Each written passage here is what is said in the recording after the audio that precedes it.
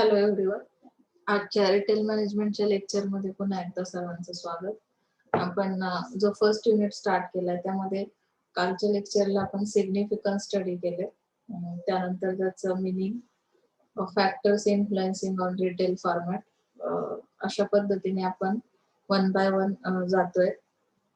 तर यामध्ये आता रिटेलचं फॉर्मॅट कसं तयार केलं जातं हा सगळ्यात मोठा पॉइंट आहे. की ऍक्च्युअली आपल्याला रिटेलिंग जे बघायला मिळतं की एकच डिस्ट्रीब्युटर आहे किंवा त्याच्या थ्रू आपल्याला प्रोडक्ट्स प्रोव्हाइड केले जातात, डिस्ट्रीब्यूट केले जातात, पण एवढं त्याचा स्मॉल बेस नाहीये. म्हणजे तुम्ही जेव्हा रिटेलिंग मध्ये डीप मध्ये जाल तेव्हा तुमच्या लक्षात येईल की हा जो बिझनेस आहे तो किती मोठ्या प्रमाणावर आपण करू शकतो. तर त्याचं एक फॉर्मॅट तयार केलेलं आहे त्यांनी आणि त्या फॉर्मॅटमध्ये त्यांनी store based retailing, non store retailing आणि सर्व्हिस रिटेलिंग असे 3 टाइप्स दिलेले आहेत. मग त्याच्यामध्ये प्रत्येकी आपल्याला कशा पद्धतीने प्रोडक्ट, आता स्टोअर बेस्ड रिटेलिंग असेल तर त्यामध्ये त्या फॉर्मॅटमध्ये कशा टाईपच्या कशा टाईपचे प्रोडक्ट्स तुम्हाला सेल केले जातात किंवा त्या स्टोअरचं एक फॉर्मॅट कसं असतं किंवा त्याला काय नाव दिलं जातं. आपण बरेचशा ठिकाणी शॉपिंग करतो पण आपल्याला ते फॉर्मॅट माहिती नसल्या कारणाने आपण त्याचे डिवायडेशन करू शकत नाही, बरोबर ना? तर इथे आपल्याला ऍक्च्युअली रिटेल फॉर्मॅट म्हणजे काय आहे त्याचं आपण सुरुवातीला थोडी इंट्रोडक्शन पाहूया. Retail format is a distinctive way in which the retailers organize their activities in order to deliver the goods and services to the end consumer. Retail format describes the nature of the retailer's operations, its retail mix, म्हणजे काय की type of merchandise and services offered, pricing policy, advertising, promotion program, store design and visual merchandising, typical locations and customer services. तर retail mix आपण जसं product mix पाहिले की नाही, sorry marketing mix पाहिले आपण. तर मार्केटिंग मिक्स मध्ये काय पाहिलं आपण जनरली की प्राइस, प्लेस, प्रोडक्ट, प्रमोशन, बरोबर. आता रिटेलर्सचे जे ऑपरेशन्स आहेत तर ते डिस्क्राईब केले जातात या फॉर्मॅट मध्ये की एक्झॅक्टली रिटेलर काय काम करतो. फक्त सेलिंग केलं जातं का, मग त्याच्यामध्ये तुम्हाला एम्प्लॉयमेंट अपॉर्च्युनिटीज कशा काय मिळू शकतात. तर यामध्ये तुम्हाला काय दिलंय की type of merchandise and services offer, कुठल्या टाईपचे मर्चंडाइज किंवा कुठल्या टाईपचे सर्व्हिसेस तुम्हाला प्रोव्हाइड केल्या जातात. ओके. त्यानंतर त्याची प्राइसिंग पॉलिसी काय असेल हे पण एक ऑपरेशन असेल की नाही. प्राइसिंग पॉलिसी डिसाइड करणं हे ऑपरेशन आहे. त्यामध्ये तुम्हाला प्राइस ठरवायची, त्यासाठी तुम्हाला कॉस्टचा विचार करायचा आहे. ती कॉस्ट मिनिमम मॅक्झिमम असेल तर त्याचा प्राइस वर कसा इम्पॅक्ट होतो हे मार्केटिंगच्या स्टुडंटला मी वेगळं सांगायला नको.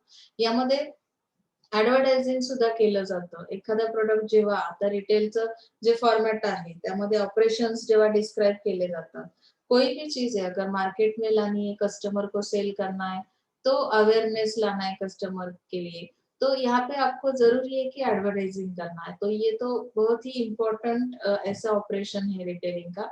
End promotion programs also, promotions देना. ओके. सो स्टोर डिजाइन करना ये भी रिटेलिंग का जो ऑपरेशन है उसके अंदर आता है. स्टोर की डिजाइन क्यों करनी है, हमें तो बहुत टाइप्स देखने हैं रिटेलिंग के. बहुत इंटरेस्टिंग पार्ट है वो कि स्टोर टाइप किस तरह के रहते हैं जिसकी वजह से कस्टमर वहां पे शॉपिंग करने के लिए कंफर्ट फील कर सकता है. सो यहाँ पे विजुअल मर्चेंडाइजिंग है. विजुअल मर्चेंडाइजिंग किस तरह से किया जाता है कि जिसकी वजह से कस्टमर अट्रैक्ट हो सके. विजुअल मर्चेंडाइजिंग करना यानी कि आप अपने प्रोडक्ट्स को क्या कर रहे हैं, प्रेजेंट कर रहे हैं, किस तरह से आपने वो स्टोर के अंदर जो आपकी अरेंजमेंट है प्रोडक्ट की वो किस तरह की है या करनी चाहिए. विजुअल मर्चेंडाइजिंग जो है वो एक पर्टिकुलर ऑपरेशन है रिटेलिंग का जिसकी वजह से क्या होता है, कस्टमर अट्रैक्ट हो सकता है, इम्पल्स परचेसिंग उसके अंदर हो सकता है. ओके. टिपिकल लोकेशंस, अभी लोकेशंस के बारे में भी एक ऑपरेशन है. लोकेशन किस तरह से ढूंढना है, लोकेशन किस तरह का होना चाहिए, वहाँ का एनवायरनमेंट किस तरह का होना चाहिए. आपका जो स्टोर लोकेशन है उसके पास आपको जो भी अदर फॅसिलिटीज प्रोव्हाइड करणे, जसं की आपण काय म्हणतो पार्किंगची फॅसिलिटी आहे ती असेल तर कस्टमरला सुद्धा कम्फर्ट वाटतं. कारण की तुम्ही जेव्हा एखाद्या ठिकाणी शॉपिंगला जाताय, आता जनरली तुमच्या जनरेशनमध्ये तर विदाऊट गाडी कोणी मार्केटमध्ये जात नाही. स्वतःच्या गाड्या असतात आणि मग ती गाडी लावायला प्रॉपर जागा मिळाली नाही तरी सुद्धा आपण त्या लोकेशनला शॉपिंग करायला मागत नाही.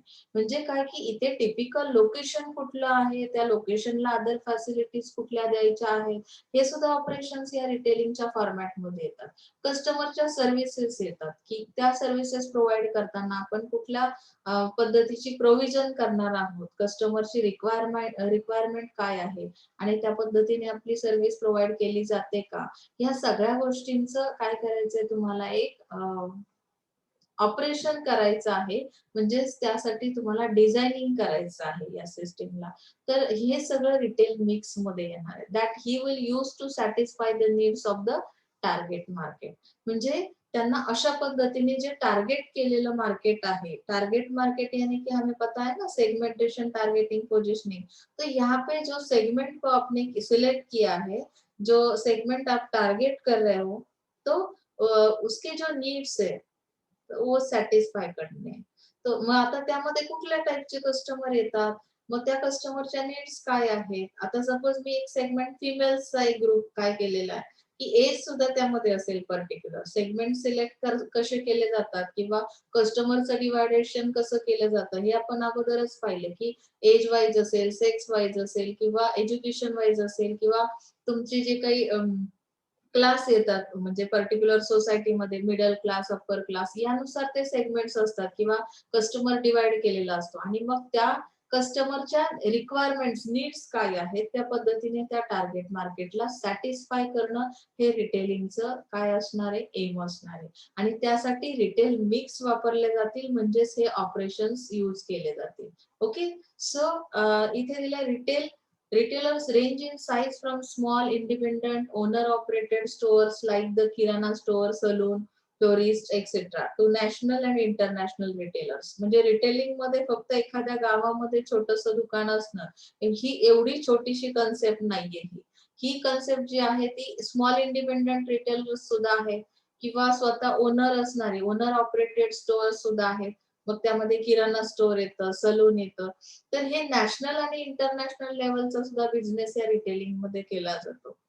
So the basic classification of retailers is store base and non store base. मग आता क्लासिफिकेशन दोन टाइप मध्ये केलेलं आहे. एक स्टोअर बेस आहे, एक नॉन स्टोअर बेस आहे. जे प्रोडक्ट स्टोअर मध्ये नाही ठेवले जात असं तुम्हाला वाटत असेल तर मग त्यामध्ये नक्की सेलिंग कसं केलं जातं, तो प्रोडक्ट कसा तुम्हाला अवेलेबल केला जातो हे पण आपल्याला बघायचं इथे. की store base are further classified on the basis of the form of ownership and merchandise offered.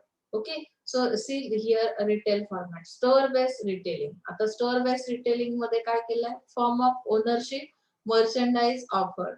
आता तुमची ओनरशिप कशा टाईपची आहे हा एक रिटेलिंगचा फॉर्मॅट मध्ये बघा. स्टोअर बेस्ड रिटेलिंग मध्ये की इंडिपेंडंट रिटेलर्स असतील इथे म्हणजे स्वतः सेलिंग करणारे.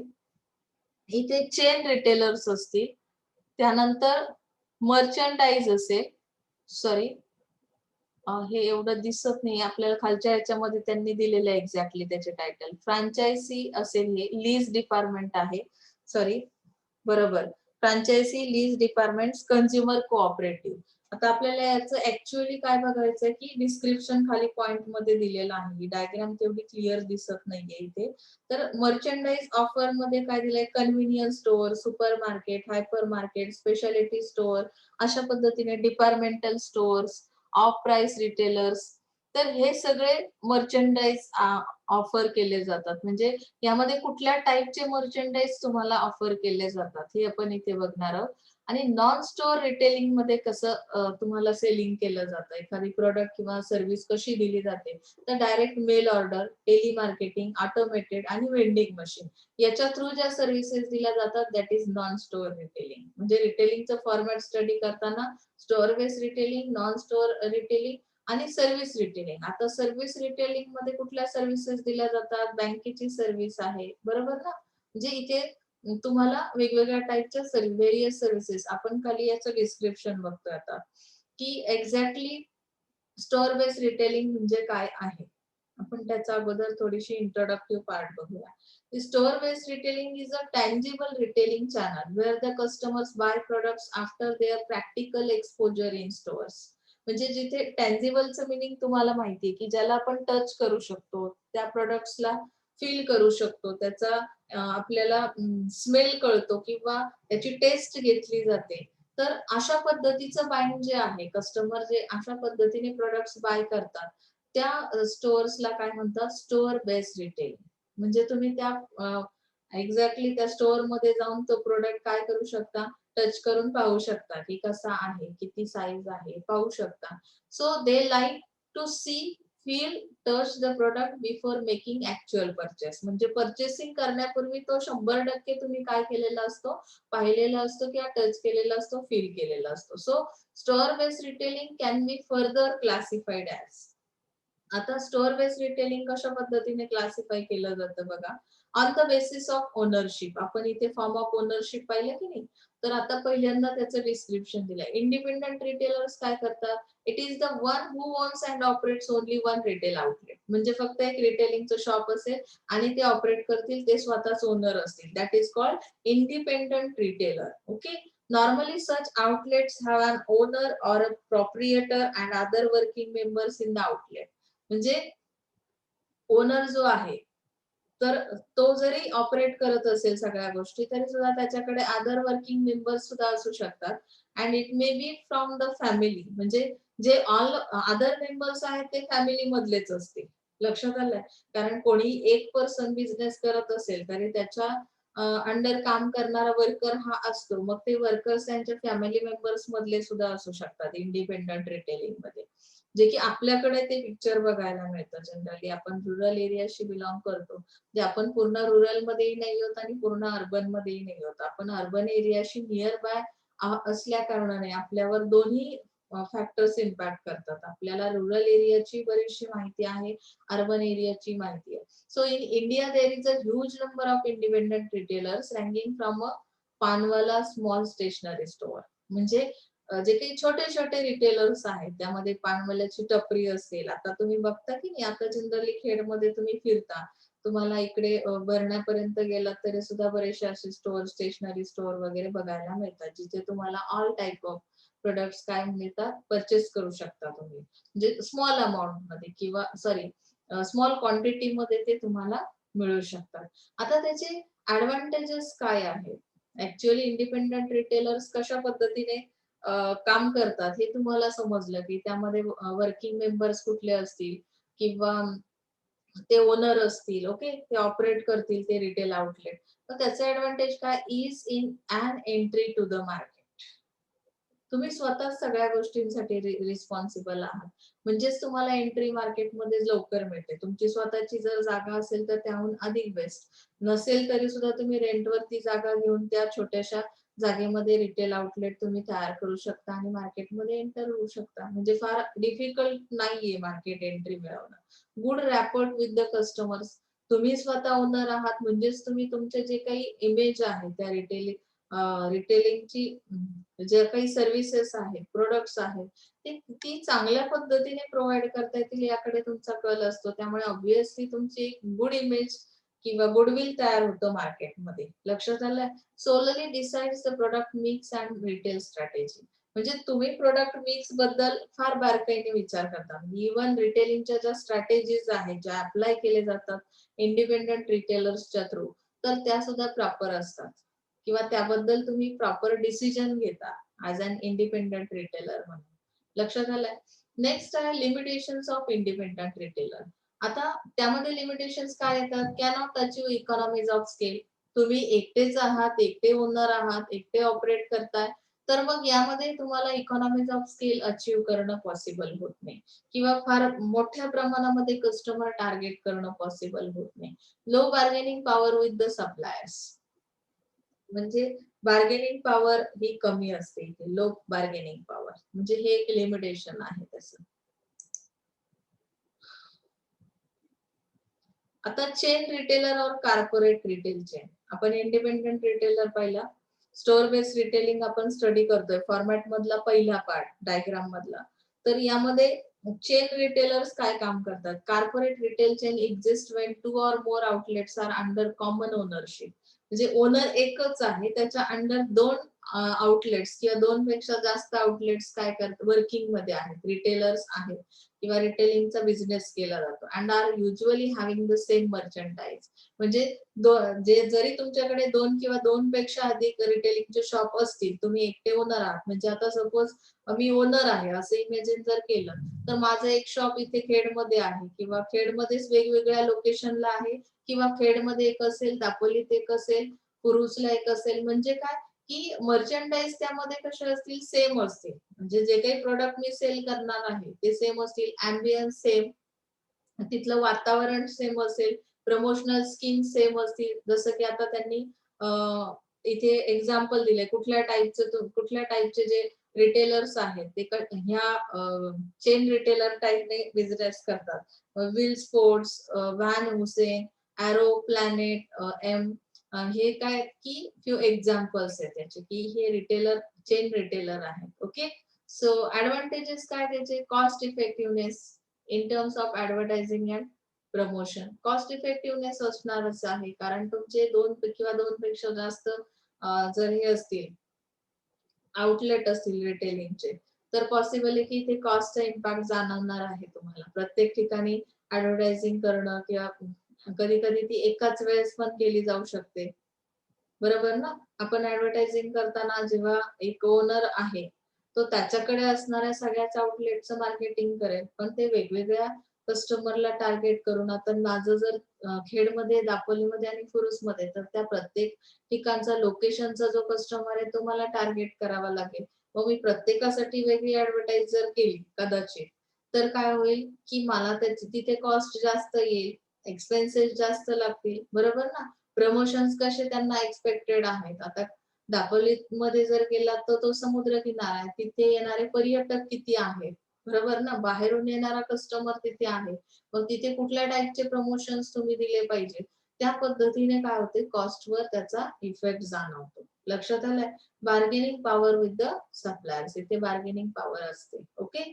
लिमिटेशन्स काय येतात, की इंडिपेंडंट इथे by mistake I think limitations of independent retailer दिले. आपल्याला चेन रिटेलरचे लिमिटेशन्स बघायचे. Cannot take into account regional or rural or urban preferences. म्हणजे इथे असा कुठलाही कस्टमरचा वेगळ्या पद्धतीने विचार केला जात नाही. It cannot take into account regional, rural, urban preferences. म्हणजे काय, की प्रेफरन्स दिला जात नाही, की हा कुठल्या टाइपचा कस्टमर आहे. ते सगळ्यांना सेम सिमिलर ट्रीटमेंट देण्याचा प्रयत्न करतात. हे त्याचं लिमिटेशन आहे. ऍक्च्युअली मार्केटिंगमध्ये तुम्ही पाहिलंय, की कस्टमर लोकेशन नुसार काय होतं, की कस्टमरच्या एक्सपेक्टेशन्स चेंज होतात किंवा त्यांची लाईफस्टाईल चेंज होते किंवा त्यांचा जो एक्सपेंडिचर पॅटर्न आहे तो डिफरंट असेल. म्हणजे सीबीचा जर विचार केला तर प्रत्येक रिजनला किंवा रुरल अर्बन चा जो काही कस्टमर आहे त्याच्या बाईंग हॅबिट्स हे डिफरंट टाइपचे आहेत. त्याचं लाईफस्टाईल डिफरंट आहे. म्हणजे स्टँडर्ड ऑफ लिव्हिंग जे काही म्हणतो ते डिफरंट आहे. म्हणजेच काय, की आपण इथे प्रत्येकाला वेगळी स्ट्रॅटेजी यूज करतो जनरल मार्केटिंगमध्ये. पण इथे सॉरी, चेन रिटेलर्स जे आहेत ते ह्या रिजनचा किंवा याचा कुठलाही विचार करत नाही. सेम सिमिलर ट्रीटमेंट ते सगळ्यांना देण्याचा प्रयत्न करतात. Inability to give attention to individual store. आता माझे जर 2-3 स्टोअर्स आहेत, मी एकटी ओनर आहे, तर ऑब्व्हियसली एका कुठल्या तरी स्टोअरवर अटेन्शन माझं राहील का? नाही राहणार. ते डिव्हाइड होईल ना कॉन्सन्ट्रेशन माझं. कधी माझं 50% कॉन्सन्ट्रेशन या रिटेल आउटलेटवर असेल, कधी दापोलीमध्ये असेल, कधी म्हणजे तुम्ही एबल नाही राहत कुठल्याही एका ठिकाणी अटेन्शन देण्यासाठी. बरोबर? आता फ्रँचाइज हा तुमचा थर्ड पॉइंट आहे. फ्रँचाइज मध्ये काय सांगितलंय? Franchise is a contractual agreement between the franchisor and franchisee. तुम्ही ही कन्सेप्ट स्टडी केली. मागच्या वर्षी मी तुम्हाला ही अगदी क्लिअर डायग्राम काढून दाखवली होती. की फ्रँचायझर ही मेन ऑर्गनायझेशन असते.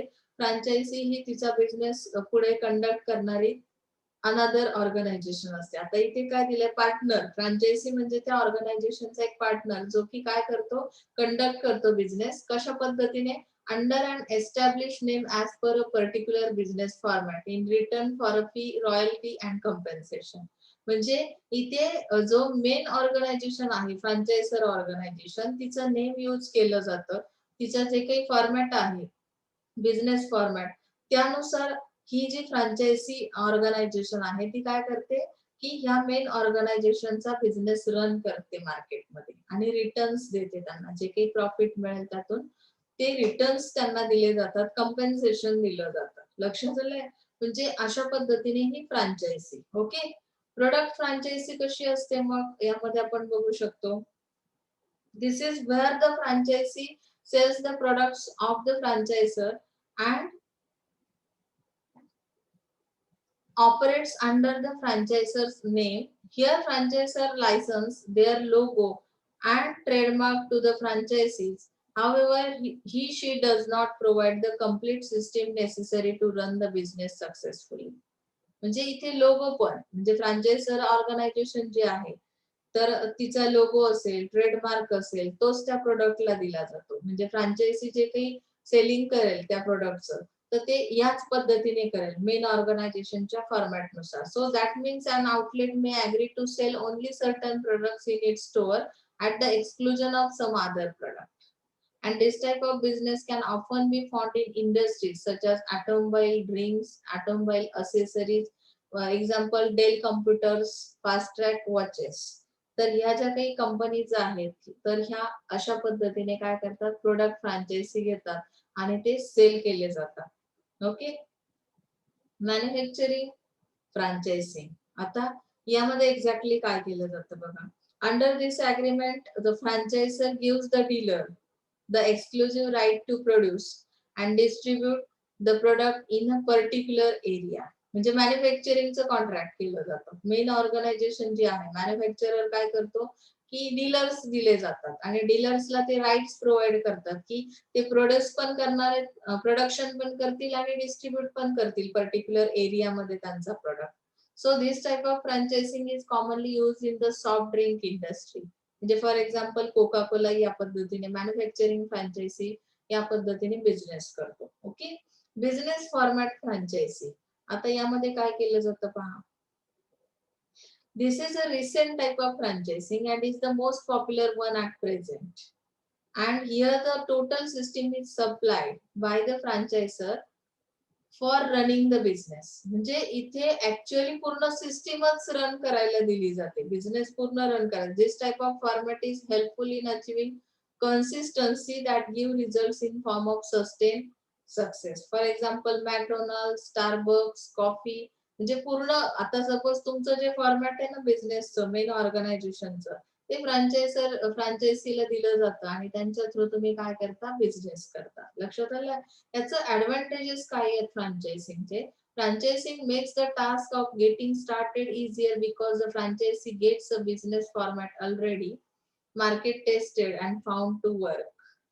म्हणजे फ्रँचायझी ऑर्गनायझेशन जी आहे त्यांनी काय केलेलं असतो मार्केटचा स्टडी पूर्ण केलेला असतो आणि जेव्हा त्यांना त्या फ्रँचायझी मिळते तेव्हा ते काय करतात लवकर त्या मार्केटमध्ये एंटर होतात किंवा त्या मार्केटमध्ये तुमचे प्रोडक्ट सेल करून देतात.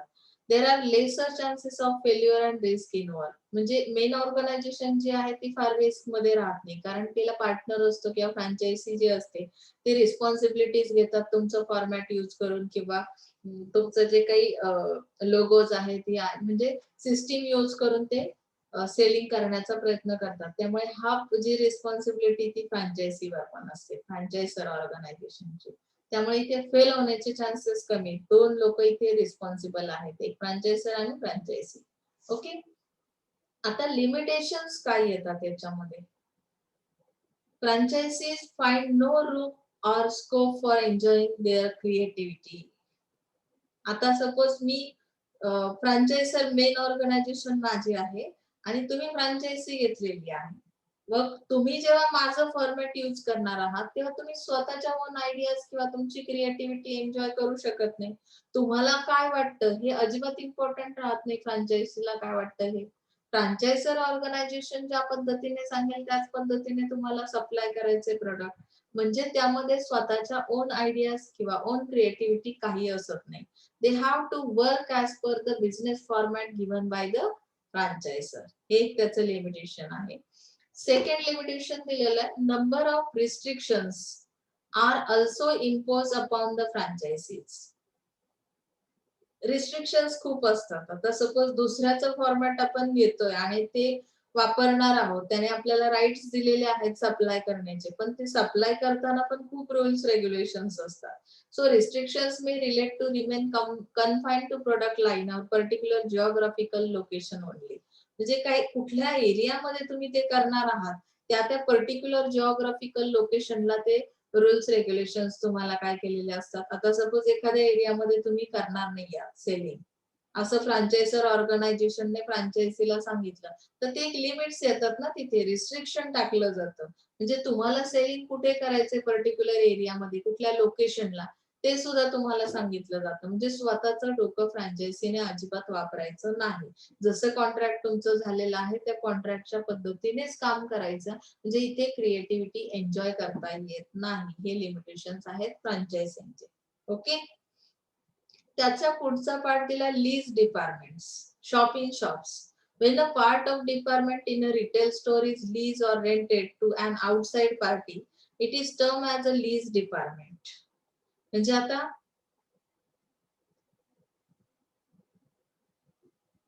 आउटसाइड पार्टीला काय केलं जातं की रिटेलिंगचं जे स्टोअर आहे त्यातला काही पार्ट काय केला जातो, रेंटवर दिला जातो. जसं आता तुम्हाला मी एक्झाम्पल देईनच.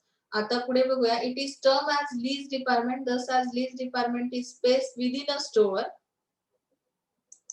हा खूप इंटरेस्टिंग पार्ट आहे.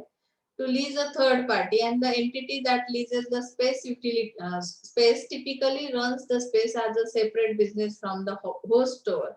The lease department may either have independent ownership or represent a co-branding effort with the host department store. This is one of the best way to expand the product offering and is carried out in India in case of perfumes and cosmetics. आता हे lease department काय असतं मी तुम्हाला ही concept सांगते. तुम्ही ह्याच्यावर गेलात, कधी भरण्यावर गेलात, बरोबर. आता तिथे मेन जे काही रिटेलिंगचं स्टोअर आहे, आता सपोज वडापावचं दुकान आहे, टपरी आहे म्हणूया किंवा शॉप आहे आणि त्याच्यामध्येच एक छोटीशी टपरी असते पानवाल्याची. म्हणजे त्यांनी काय केलं की त्यांची जी जागा आहे, मेन स्टोअर जे आहे त्यातली काही जागा त्यांनी रेंटवर थर्ड पार्टीला दिली आणि ते पण त्यांचे प्रोडक्ट्स तिथून सेल करतायत सेपरेटली. म्हणजे इथे अशा पद्धतीने लीज डिपार्टमेंट मध्ये इंडिपेंडेंट ओनरशिप ऑर रिप्रेझेंट को ब्रँडिंग एफर्ट्स. म्हणजे इथे होस्ट डिपार्टमेंट स्टोअर जे आहे ते असणार आहे. लक्षात आलं? जे लीज डिपार्टमेंट त्याला असं म्हणतात. म्हणजे त्या शॉपच्या मध्ये दुसरा एखादा, आता तुम्ही एखाद्या हॉटेलला जाता, तिथे सुद्धा अशी प्रोव्हिजन असते. पानवाला वगैरे एक वेगळी टपरी असते किंवा एक जनरल स्टोअर सारखी किंवा पाण्याच्या बॉटल्स वेगळ्या ठिकाणी ठेवलेल्या असतात. एक सेपरेट स्टोअर असतं. म्हणजे ज्या काही नेसेसरी थिंग्स आहेत त्या वेगळ्या एका थर्ड पार्टीला छोटीशी जागा तुमच्या स्टोअर मधली देऊन रेंटवर काय करतात, सेल केले जातात प्रोडक्ट्स. ओके. आता त्याचं ऍडव्हान्टेज काय दिले बघा. It helps to generate a larger customer base. म्हणजे इथे खूप जास्त कस्टमर येतो. कारण काय की तुम्ही दोन टाइपचे इथे सर्व्हिसेस प्रोव्हाइड करता. Thus the market is enlarge by providing one stop customer shopping. म्हणजे एकदा कस्टमरने वडापाव खाल्ला की तिथे चहाची टपरी असते. म्हणजे ऍट अ टाइम जी काही तुम्हाला लागणाऱ्या रिक्वायरमेंट आहेत कस्टमरच्या त्या तिथेच कम्प्लीट होतात. त्यामुळे वन स्टॉप कस्टमर शॉपिंग असं त्याला म्हणतात. लक्षात आलंय? वडापाव खाल्ला की चहा घेतातच, हे कंपल्सरी. त्याच्या पुढचे काही पार्ट्स आहेत ते मी तुम्हाला इथे एक्सप्लेन करणार नाही. ते तुम्हाला माहिती आहे तिथं काय काय मिळतं किंवा कशा पद्धतीने लीज डिपार्टमेंट काम करतात. Lease department operators pay for some expenses thus reducing store cost. Okay. आता लिमिटेशन्स मध्ये काय दिलं, lease department operating procedures may conflict with store procedures. आता ऑपरेटिंग प्रोसिजर्स कुठल्या आहेत आणि स्टोअरच्या प्रोसिजर्स कुठल्या आहेत यामध्ये कॉन्फ्लिक्ट होण्याची शक्यता असते. ऑपरेटिंग म्हणजे काय की तुम्हाला नक्की काय करायचंय, प्रोसिजर म्हणजे ऑपरेट कुठली केली जाते आणि स्टोअरची प्रोसिजर ऍक्च्युअली काय आहे हे ह्यामध्ये कॉन्फ्लिक्ट काय येतात, काही लोक फक्त एकच काहीतरी प्रोडक्ट घेऊन जर बाहेर पडत असतील तरी कॉन्फ्लिक्ट होण्याची शक्यता येते. लेसेस मे ऍडव्हर्सली अफेक्ट स्टोअर इमेज आणि त्याचा इमेजवर स्टोअरच्या फार इम्पॅक्ट होतो. लक्षात आलंय? एक तर वडापाव तरी फेमस होईल, एक तर चहा तरी फेमस होईल. यामध्ये कॉन्फ्लिक्ट होऊ शकतात. लक्षात आलंय? म्हणजे अशा पद्धतीने हे जे लिमिटेशन्स येतात ते इमेजवर पण इम्पॅक्ट करतात. कंझ्युमर कोऑपरेटिव्ह हा पुढचा पार्ट आहे तुमचा. यामध्ये काय दिलंय, it provides essential commodities at cheaper cost. खूप चीप कॉस्ट असते याची कंझ्युमर कोऑपरेटिव्हची. As a national policy shopper cooperative are inspired and develop as a democratic establishment owned, managed and controlled by its members to protect the interest of common customer. Example of cooperatives in India are Sahkari Bhandar, Apna Bazar, retailers in Mumbai and Super Bazaar in urban center. म्हणजे हे जे काही अपना बाजारच्या ज्या concept आल्या या consumer cooperative मध्ये येतात. चीपर कॉस्टला कमोडिटीज अवेलेबल केले जातात आणि ही जी काही डेमोक्रॅटिक एस्टॅब्लिशमेंट झालेली आहे यामध्ये on, manage and control by its members. त्यामध्ये जे मेंबर्स आहेत पार्टिसिपंट, एकच मेंबर नाही करत ते ऑपरेट, त्यामध्ये भरपूर लोक असतात आणि ते मेंबर्स त्यांचा कॉमन इंटरेस्ट असतो आणि त्या कॉमन इंटरेस्ट नुसार कस्टमरला सॅटिस्फाय करतात आणि चीप कॉस्ट मध्ये प्रोडक्ट्स अवेलेबल केले जातात. ओके, सो ऍडव्हान्टेजेस काय आहेत त्याचे, protect the interest of the people, protection द्या जे की पीपल्स म्हणजे कस्टमरचा जो इंटरेस्ट आहे त्यांना प्रोटेक्शन दिलं जातं. Helps to stabilize price and cut cost, जे स्टेबल ठेवण्याचं काम केलं जातं म्हणजे प्राइस किंवा कॉस्टवर त्यांचा कंट्रोल असतो. लिमिटेशन्स काय येतात, societies usually suffer from inadequacy of finances as majority of members of the societies are from middle class or low income group. आता इथे लो इन्कम ग्रुप पीपल्स जास्त आहेत ते सफर करतात, त्यांच्याकडे फायनान्शियल जे काही इनॅडिक्वेसी म्हणजे त्यांना फायनान्शियल असिस्टन्स मिळत नाही किंवा त्यांचा इन्कम सोर्स कमी असतो. मिडल क्लास, लोअर क्लासचे मेंबर्स जास्त आहेत त्यामुळे त्यांच्यासाठी हे काय नाहीये अफोर्डेबल सर्व्हिस नाही. Most of the members do not have a proper managerial ability and training so they cannot manage the affairs of the societies properly. आता जे कोणी ओनर आहेत त्याचे जे मेंबर्स त्यामध्ये आहेत ते त्यांच्यामध्ये मॅनेजरियल ॲबिलिटी नसतील किंवा ते ट्रेन ट्रेन पर्सन नसतील, ते स्किल त्यांच्यामध्ये नसेल तर ते काय करू शकत नाही, सोसायटी मधले अफेअर्स प्रॉपरली मॅनेज करू शकत नाही. तुम्ही म्हणाल मॅडम सोसायटी मधले अफेअर्स तसंही मॅनेज करणं अवघड आहे. सोसायटी मधले अफेअर्स म्हणजे सोशल इश्यूज. लक्षात आलंय की काय प्रॉब्लेम आहे, एखाद्याकडे सपोज जर फायनान्स बेस खूप पुअर आहे तर त्याच्यावर आपण काय करू शकतो, तर ह्यासाठी ती ॲबिलिटी तुमच्याकडे असली पाहिजे. पण ते जर एबल नसतील तर ते अजिबात सोशल इश्यूज किंवा सोशल अफेअर्स प्रॉपरली मॅनेज करू शकत नाही. हा कंझ्युमर कोऑपरेटिव्हचा प्रॉब्लेम आहे. ओके, नेक्स्ट जो classification on the basis of merchandise offer हा जो पार्ट दिलेला आहे आपण हा उद्याच्या लेक्चरला बघूया. म्हणजे तुमच्या लक्षात येईल की वन बाय वन रिटेलिंगचं फॉर्मॅट कसं आहे. इथपर्यंत तुम्हाला समजलंच असेल असं मी कन्सिडर करते आणि नसेल समजलं तर त्यांनी मला कॉन्टॅक्ट करा प्लीज. तुमचा रिस्पॉन्स येणं खूप गरजेचं आहे, त्याशिवाय मला कळणार नाहीये की तुम्हाला कितपत समजतंय. सो आजच्यासाठी इथे थांबतोय आपण. Thank you so much.